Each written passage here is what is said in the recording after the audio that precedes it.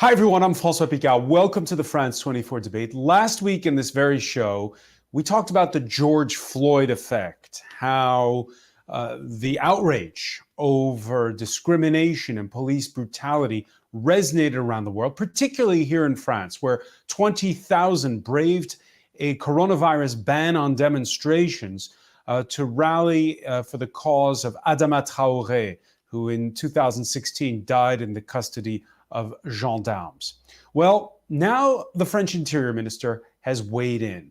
Christophe Castaner announcing measures that include a ban on chokeholds and the immediate suspension from active duty of officers suspected of wrongdoing. Back in 2015, when a policeman was killed in Paris at the hands of Islamist radicals, a whole nation cheered the men and women in blue. Today, outrage over George Floyd's death in Minneapolis resonates around the world. Here in France, there's a context. We're coming out of a confinement period where tensions sometimes flared in working class suburbs. There, citizens claim police overzealously enforced lockdown permit checks. To charges of racial profiling, add new racist posts on private police Facebook groups that have now fueled anger. But how far do you take it? After a decade of austerity, police unions complain they're asked to do with less means, more tasks, tasks which sometimes have nothing to do with law and order. Citizens want a more accountable police force, but they also do want to be safe. So how do you rebuild that trust? Today in the France 24 debate, we're looking at what police reform should be. And with us from Strasbourg, Loïc Valder, he's a police officer with the UNSA Policemen's Union, who works in Paris, but is on holiday in the east of France. Thanks for joining us. Hello, everyone. Thanks to you. That's a pleasure to be here. Ines Siddiqui joins us from Stein, in the northern suburbs of Paris. Welcome back to the show, Ines. You were with us to talk about confinement in those working class areas at the beginning of lockdown. Welcome back to the show. Thank you for having me. Ines, you're the founder of Get Up. Just remind us what Get Up is. Sure. So Get Up is a grassroots organization based in the Seine-Saint-Denis, one of the poorest districts of Paris and of France. So we run empowerment and leadership programs for the youth of the banlieue to help them become change makers in their neighborhoods and advocate for social justice in the banlieue. In the city of Paris, Didier Fassin sits. He is professor at the Institute of Higher Learning and Advanced Studies, EHESS, also the author of Writing the World of Policing, the difference ethnography makes. Your latest book in French, by the way, is called Mort d'un voyageur, Death of a Traveler, about a Roma who was killed. Thank you for being with us in the France 24 debate. Thank you for the invitation. And from Amersfoort, near Utrecht in the Netherlands, we're pleased to welcome Otto Adang. You are the chair in public order management at the Police Academy of the Netherlands, also professor of security and collective behavior at the University of Groningen. How are you? I'm fine, thank you. Thanks for having me. Has there been a George Floyd effect in the Netherlands? We have a lot of demonstrations, different cities as well. And actually at the moment there's a discussion going on in the City Council of Amsterdam, where the mayor has to account for the way in which she handled the last demonstration, where social distancing was not adhered to. That issue of social distancing, but also meeting up against racial profiling and police brutality. We're seeing it all over, including, of course, in the US. In Los Angeles, France 24's team filed this report. Battle dress and assault rifles on Hollywood Boulevard. The National Guard was called to prevent and contain protest violence. In this march, a large crowd of youths eager to condemn recurring incidents of police brutality toward African Americans. George Floyd! What's his name? George Floyd! I am protesting as a Black woman in America that we need to end this violence, this senseless violence of nonstop killing innocent Black men. Accusations confirmed by statistics. Every 2 days in America, an African American dies in police custody. At the edge of the protest, some stop in front of the Los Angeles police headquarters, where an officer spent hours discussing the issue and expressing solidarity. We are sick. We're tired. We're with you. And my office is not saying like, oh, I can't believe they're protesting. We're like, we can't believe they have to protest. Unfortunately, there is racism in law enforcement. That's the simple answer. Systemic racism in law enforcement traces back to America's unique past, according to historians. It's not a far leap to suggest that what we call the modern form of policing has direct reflections under slavery. I mean, police do need to be held accountable. The fear for my life defense and excuse should no longer be tolerated. The Los Angeles Police Department has often been accused of protecting its officers, even when they violate policies or the law. That's why since 2015, street patrols are filmed.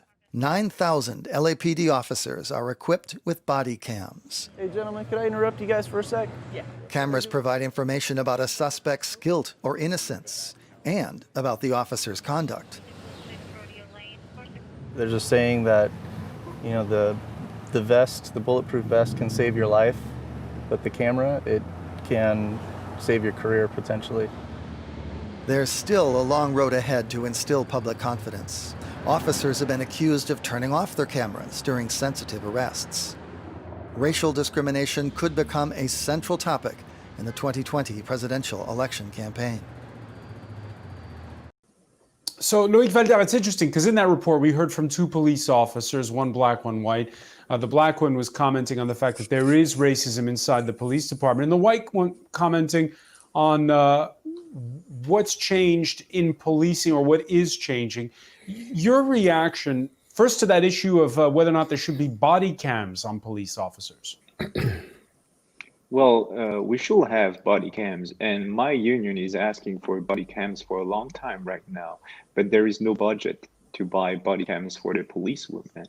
So that's the problem here. We're asking to get some gears and equipments that we can use to protect ourselves, but also prove our version. So that's the key point. When I hear that the interior minister wants to defund the police, that's crazy. I really don't agree about that part. The interior minister wants to defund the police? Well, that's going there, I think, because when you look about the American police and what they ask for it, we can clearly see that our government is following the steps of the US government. So I guess we're going there. Are we headed towards a defund the police movement in the US and in France, Didier Fassin? In the US, I'm not sure. And as you know, you have differences from city to city, from state to state. But in France, it has been exactly the opposite for the last decades, in particular, the recent years. The police have been one of the very few institutions in France receiving more budget, more human resources, and of course, going with that, more weapons. And I'm sure the weapons are more expensive than the body cameras. So they should be able to provide body cams. Ines Siddiqui, your reaction watching that report about Los Angeles? Now it has the subject of police violence has become a concern for a lot of people who are not necessarily facing this issue on a daily basis. So there was a lot of support regarding this issue, a lot of support from around the world, because people are starting to understand that the issues are interconnected and that it's a structural problem. And it happens in France, but it happens in the US and in other countries. And I think it's really important that the citizens in each country seize this question and open the debate, because one of the biggest problem on this topic is that we don't really talk about it. We don't really go deep in the issue, and there are still some topics around that are taboo, especially the topic of racism, for example. And others, And I think it's really important that it's now in the public Because debate. in that reportiness, you heard the sociologist explain that in the U.S. you had obviously slavery until 1863. You had institutionalized segregation until the 1960s. We didn't have that in France, did we? I don't necessarily agree with that, because we also had slave trade in France, and we have something also in our historical, history as a country, something called colonization that we don't really want to, face as a country, and that has had a lot of repercussions in terms of how we deal with minorities in this country, and how also the racism that was institutionalized at that time. Because in order for a country to be able to colonize another country, another culture, there had to be an ideology that says that culture or those people are inferior, and it doesn't just disappear like after colonization. So it's something that we just need to embrace. Doesn't mean that we should start a civil war. We should just be able to talk about it and try and deconstruct the remainings of that ideology that are still living on in some minds, but also in some ways in the institutions. Otto Adang, the Netherlands also had colonies. And let me ask you, are the police seen as, in minority communities in the Netherlands, as the representatives of a state that in the past had systemic, or still does have systemic racism? We've had our issues. We have discussions about ethnic profiling. Generally, the police try to be a police for the citizens in the Netherlands, and not so much a police of the state. And I did actually an international comparison when in the past, riots in other countries happened. We've had our incidents as well, and we've had, like structural factors like colonization, as you mentioned. And what I found is, if you compare different countries where there's more issues and there's less issues, one important factor is relationships between police and different communities. And even when there's problems, when the relationships are better, you will see less incidents, less escalations, less problems. So it's the difference is not in the tools, in the body cams and the weaponry. The difference is the main way to go is to improve relationships to affect. So how do you concretely, what does that mean, improve relationships? What do you do?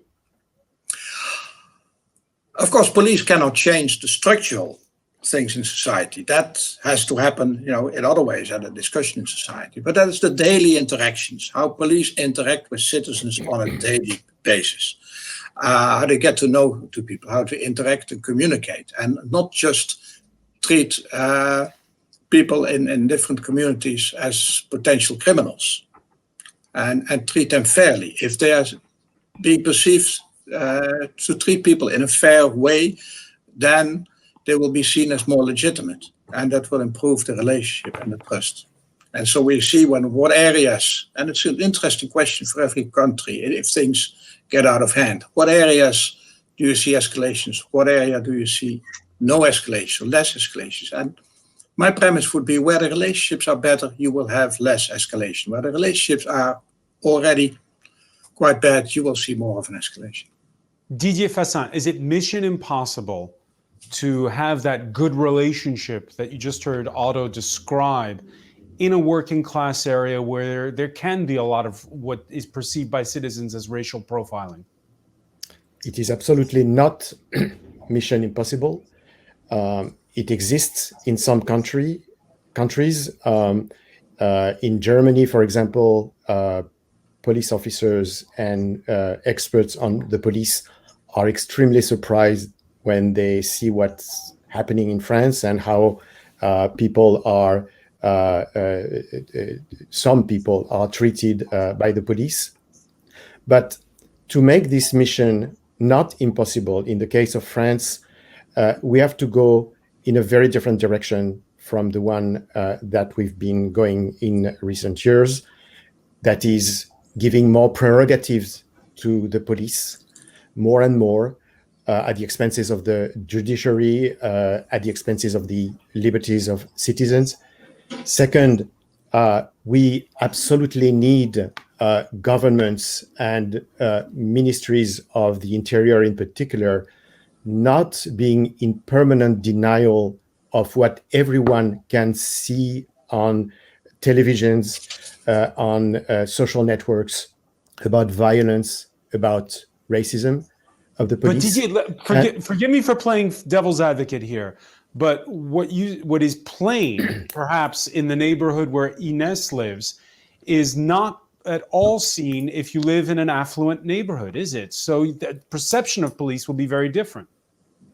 Oh, absolutely. I've spent 15 months with special units of the police called anti-crime squads, and they were in these neighborhoods in particular. And I've seen how the harassment of young people of belonging to ethnic and racial minorities is happening on an everyday basis. So this is something that probably should be more emphasized at the moment. We speak about the death. Fortunately, especially in France, death of citizens by in interactions with the police are rare, too many, but rare. But what is very preoccupying and not very much discussed is the everyday humiliation, stop and frisks, handcuffing, arresting of young people just to impose a social order rather than implement a public order as the police are supposed to do. And so it is absolutely not mission impossible, but we need a government taking the police accountable. We need the justice system not continuing with the impunity, and we need the police themselves understand that it is in their own interest. I mean, the institution, the hierarchy, and the police officers, many of them told me that they were very disapproving of their colleagues being violent or being racist, but the institution does not support them. Loïc Valder, is that true? No, I don't really agree, even if on the fact that some colleagues that will not agree about racism. I will not deny that there is not racism in the police. Of course, there are some police officers are racist, but every time it happens, like those policemen will be punished, and this is the normal way, and the police is always doing in this way. We have to punish those like minors, deviant behaviors, because this is really like getting a bad image about the whole police, because I know a lot of police officers and they are really good, but their image is really bad because of some other police officers. So I really think that everyone understand, even in the police, that the key is about a good relation with the population. But I also think that the population which like the police don't shout it on the street instead of the bad. And how do you do it in working class neighborhoods where the surveys show that people, especially boys, by the time they reach 18, will more often than not have had at least one humiliating experience where they're sent to the police station, where they wind up in custody, all because of these stop and frisk or stop checks. How do you improve that relationship in the way that Otto was describing it earlier? Well, it's all about the communication, I guess. If you try to improve the communication with those young people, that will improve the relationship. And have you personal experience in working class neighborhoods in banlieue where that has happened, where the relationship has improved? Yes, I did, and we had like a lot of discussions with young people about the police, and some of them told me they don't understand why I choose to be a policeman, because for them it's really a shitty job. But I explained to them that this is my role to make like this country maybe safer, and I want as well to understand what they wait from us, because it's not about punishing or something. Sometimes if you communicate and explain why something is bad or how they should behave or something like this, I think it's a mutual understanding that we have to find. All right. As was said earlier by Didier Fassin, policing in the US is very different from policing in France. In the United States, you have, it's mostly municipal forces that answer to a mayor. Here in France, the top cop is the interior minister. This week, he came out with proposals in reaction to the outcry. This is the chokehold technique taught to police officers across the world, now banned in France.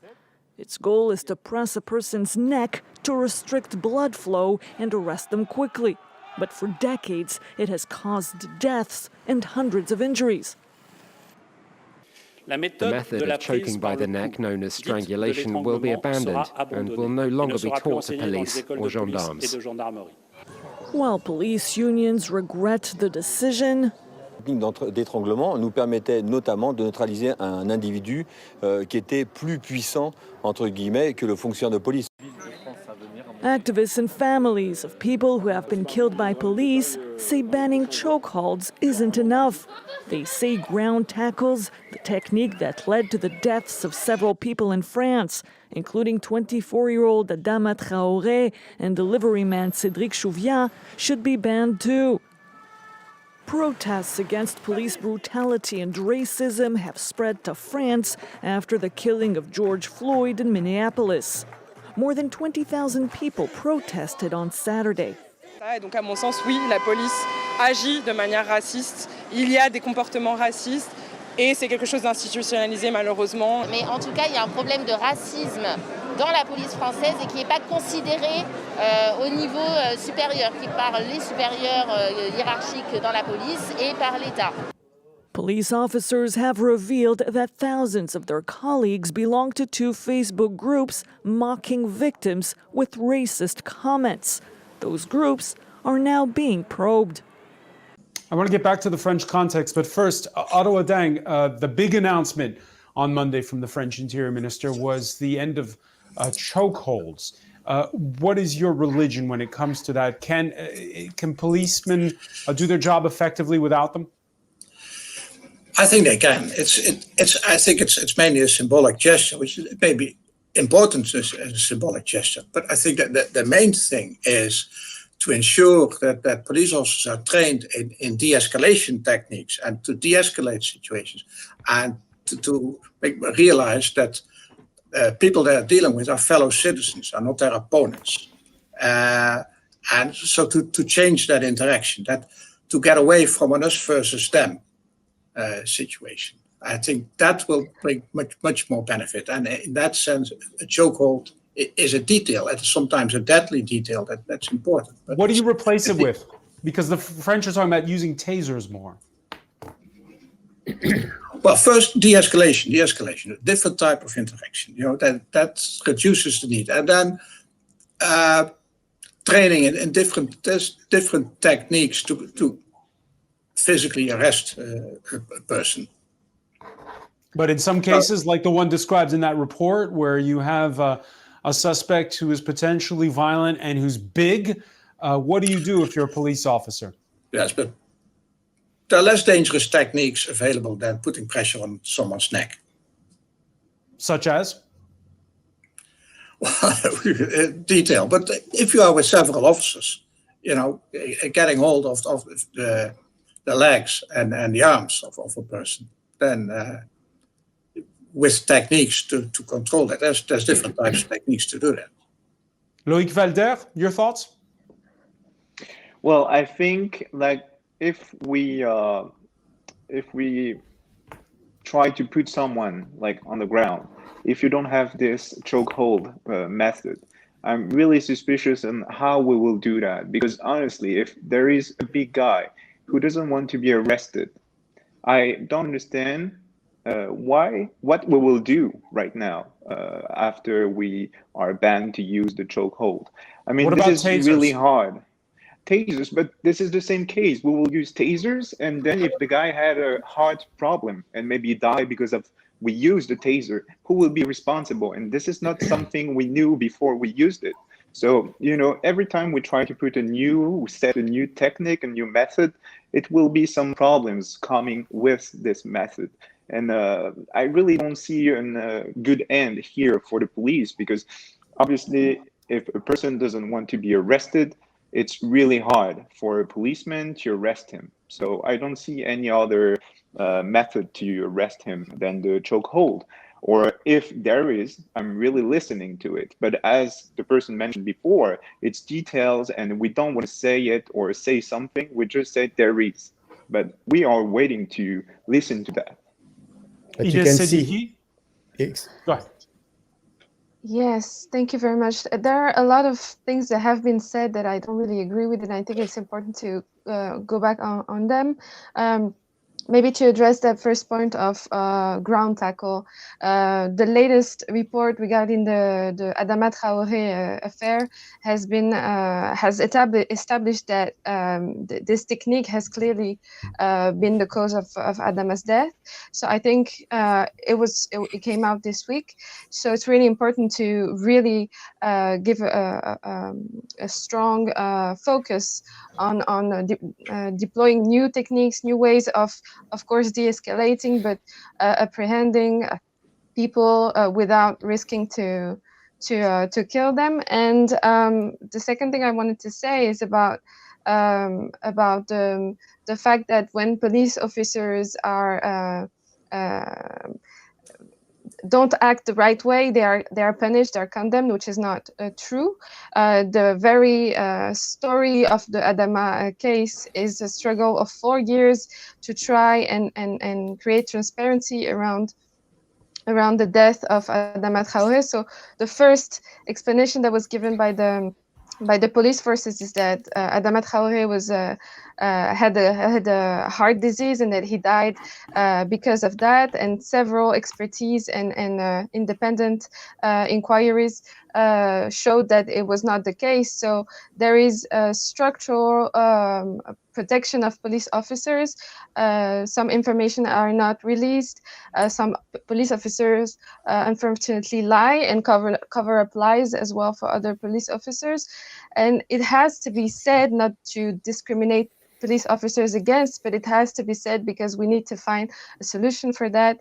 The general inspection of police as well is very problematic. It is police officers doing research on other police officers, so there is no independence in the way.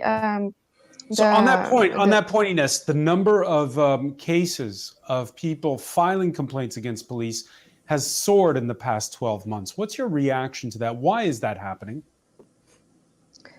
It's happening because people feel like they can speak up more, maybe, and there is less. Is that the beginning of the? Is that the beginning of that building of trust? Does it have to start there? The better relationship that Otto described at the beginning of our conversation? I think it's the best way to achieve that, of course. And there are a lot of people reporting that they try to, press charges against police officers because of police brutality, and the police stations didn't accept them, and now they're allowing it more and more because I think even in the institution, a lot of police officers have understood that they had a role to play in this fight for justice and for better relationships between the police and the population. And I think just one more thing about the role of the police. I think in order for the police officers and the population to get along better, it's important to rethink the role of police. And as Mr. Fassin said earlier, now the police is dedicated to maintaining order, and a lot of policies have been passed, especially under Sarkozy, for police officers to be, there's like a tyranny of statistics and figures, and the role of a police officer as the protector and the carer for the population has been completely forgotten. And I think it's really important to go back to that, especially because for these young people, the teacher and the police officers are the first representatives of the République they see in their life. They go to school and they meet police officers, and it's the first person that represents the state and the République in their lives, and it's really important for this relationship to be sane and to be balanced.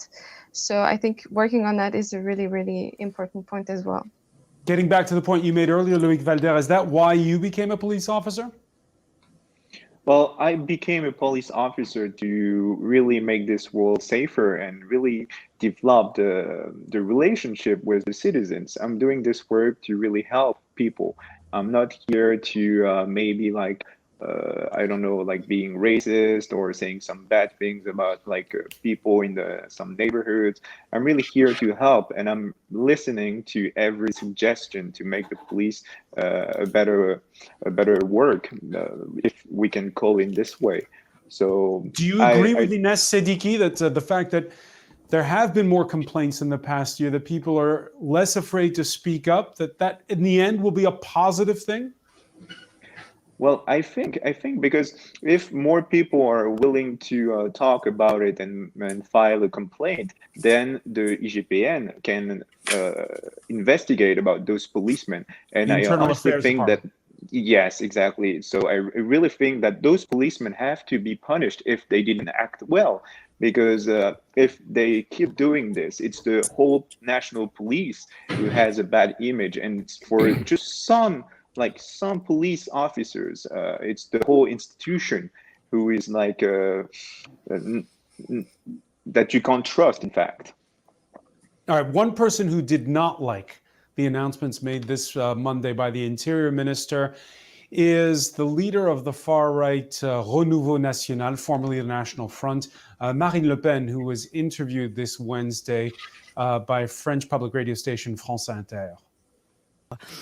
Ils violent la séparation ils violent tous la séparation des pouvoirs, puisque Emmanuel Macron demande à la ministre de la Justice de se pencher sur un cas particulier qui est entre les mains de magistrats. Il viole la présomption d'innocence quand il dit qu'il y aura une suspension de policiers dès qu'il y a un soupçon avéré. Ça veut dire que le soupçon entraîne la suspension. Eh bien ça, c'est totalement l'inverse de la présomption d'innocence. Laurent Nunez. The opposite of the presumption of innocence. Didier Fassin, your reaction? Well, first of all, let me make an observation about the contrast we've just seen between the Dutch police and represented by our colleague and the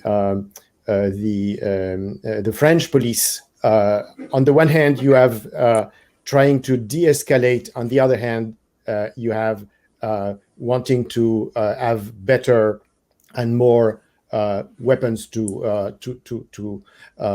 be able to confront situations. And I think that's a huge difference here. Another difference is that is it a historical difference because you have the police seen perhaps as the representatives of the nation state. We heard Marine Le Pen employ those words, the nation state being at risk. Whereas in some other countries, police perhaps are seen more as representatives of the community. Exactly. That's extremely important. That was the point I was going to make. The French police are, as was said before, in the service of the state, whereas in other countries, the police are in the service of a society of citizens. And that makes a huge difference, especially because there has been in recent years a politicization of the relation between the police and the state, which means that instead of being at the service of a neutral state, the French police have been more and more in a relation with the government and with politicians. And this has been a vicious circle with a mutual instrumentalization, with the government instrumentalizing the police, but also the police instrumentalizing the government. But Didier Fassin, in the United States, we've just been pinpointing one of the big problems, which is that there are, so what is it, something like 18,000 different local police departments, and they are all, each of them is a fiefdom. Some are well run, some aren't. Saying perhaps we were, when we first looked at Minneapolis, we thought maybe the French model's better, the one where you have the interior minister who's the top cop.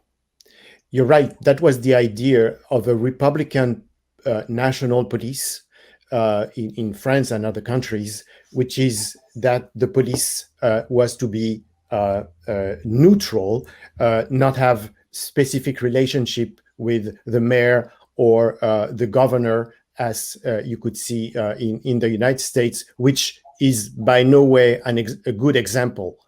You could take maybe Britain, but certainly not the United States, and perhaps Netherlands. I'm not quite sure. But there is this politicization which has been very detrimental for the police. But you were asking why there are more complaints in recent time against the police, and I think one element is obviously the yellow vests, and the yellow vest is a sign of an evolution of police practices, which are not only aggressive on what is called public security, that is the working class neighborhoods, but now has been increasingly aggressive. And we've seen so many acts of violence, so many people wounded during recent demonstrations in 2019. So this is this. There was violence on both sides with the yellow vests. Are you saying there were orders from above? Oh, there were. Police? Of course, there were. I mean, one prefect of police of Paris was asking his officers to be less violent because there were so many wounded people, losing eyes, losing hands, that he was dismissed. He was replaced by someone who was Didier Lallemand, who is a prefect with a reputation of much more aggressiveness. So there were orders, there was denial, and again, if we want to change that, and I'm sure that someone like Loïc and many of his colleagues want to change that. I've heard that. I'm sure he has heard that too, that people, police officers want to change that. But to do so, you have to acknowledge and not be in denial, acknowledge that there's an institutional problem, that there's a problem at the level of the state, and that many of the officers who want to express their dissatisfaction about the state of affairs are not supported by the institution. In fact, they are even put aside when they should be, on the contrary, encouraged to tell what they see. I've received many emails and letters from police officers who had told their hierarchies about racism and violence that they've seen in their unit, and instead of being supported, they were discarded. Loïc Valder, you agree? Well, I just want to jump back on the topic before, because we didn't ask for weapons, we asked for body cams, which is a huge difference. But I also have to say that for the yellow vest, in my case, I was on duty for the yellow vest, and they were, and maybe not yellow vest and black blocks, I don't know, but throwing stones at us. And we called for backup on the radio, and the radio answered to us that if they throw stones at us, it means that we are too close. So at this point, as a police officer, what do you want to do? You don't feel supported by your administration or anything. So it's really hard in the case of some police officers to find what they should do and how they should act, because it's getting really political. So if there is something which the government wants us to do, we have to follow this. And the week after, if they want us to do something else, we have to reverse and do something else. There is no standing line. So that's also a problem in the police. Looking from the outside in, what you're hearing in this conversation among French people, Otto Adang, is it universal, or is there something here we're talking about that's very specific? Now, the types of problems are universal, but the way it plays out in different countries is different. And I've worked in many different countries. What I would hope for, what I'm advocating in every country, to go to a more evidence-based approach. And of course, political interference and inconsistencies make this more difficult. But there is a lot of evidence now about what works in policing protests. What helps in preventing escalations or in preventing them from becoming bigger when there are incidents. So I would recommend also friends that they make use of the evidence that's available and gather their own data for your own country and to see, because it also, if there's less violence, it's less violence for everyone, for protesters, but it's also safer for police officers. And the aim should be, to avoid an us versus them situation, to come closer and not to increase the distance, but to decrease the distance. And that in the end leads to a safer situations for everyone. All right, right now the conversation is squarely about racial profiling, racial discrimination. There was a rally on Tuesday evening in Paris. Here's what one of the participants had to say. Je me suis rendu compte qu'en étant blanche, en fait, c'est quelque chose, une question que je me suis jamais posée, en fait. Enfin, pour moi, je me suis toujours sentie, dès que j'étais petite, on m'apprend, si on est en galère, on appelle les polices. Enfin, ils sont là pour nous aider. En fait, je me suis rendu compte que c'est pas pareil pour tout le monde. C'est pas normal, en fait. Ines Sediki, do you think we're at a turning point?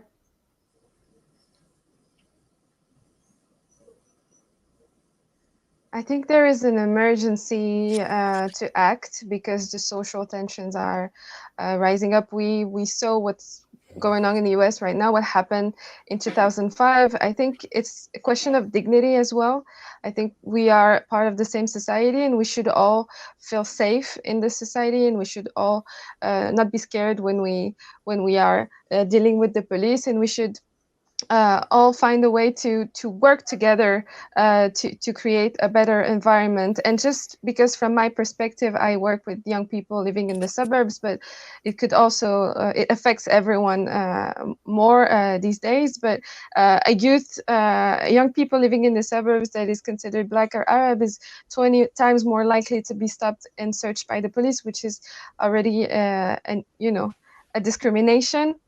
And that can lead to more violent behaviors. And I think today this is not a conversation about young people against police or protesters against police. It's a conversation that should be concerning everyone, because it's a matter of values and it's a matter of safety for all. And one last thing, we should always think of this problem as a structural problem. We talk about police officers, we talk about young people, we talk about protesters that may be throwing rocks or whatever, but it's not an issue on an individual level. It's an issue on a systemic level and on an institution level. And this is where we should be working in order to find tools, regulations, and stop the impunity that is, making everything so complex. Ines Sediki, I want to thank you for joining us from Stan. I want to thank Odo Adang for being with us from the Netherlands, Didier Fassin in the French capital, Loïc Valder in the eastern city of Strasbourg. And we want to thank you for joining us here in the France 24 debate. There's more on our website, Facebook, and Twitter, as well as our YouTube channel. Bye for now.